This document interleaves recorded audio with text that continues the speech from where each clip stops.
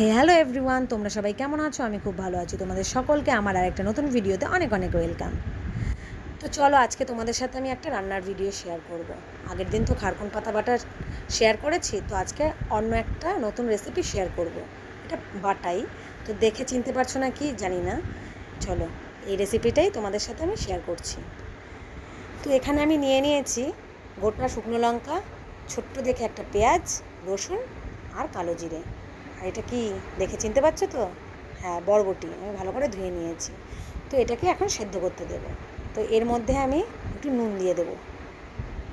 তো দেখো আমার সেদ্ধ হয়ে গেছে। তো এটাকে আমি এখন করব।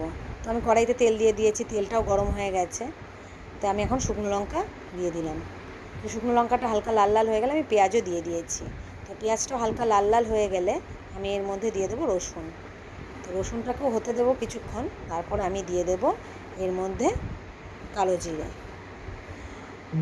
তো দেখো, সব কটাকে একসাথে ভালো করে নেড়ে নেব।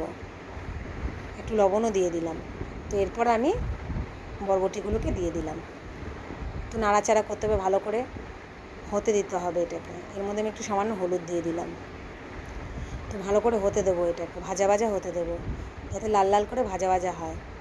তো দেখো অলমোস্ট আমার ভাজা ভাজা হয়ে গেছে, আর একটু হবে। এরপর আমি নামিয়ে নেব এটাকে। দেখো কি ভাল লাগছে দেখতে। এটাকেই আমরা বেটে নেব। চলো, দেখো আমার বাটা রেডি। তো তোমরা এইভাবে করে খাও বাড়িতে, তোমাদের অবশ্যই ভালো লাগবে।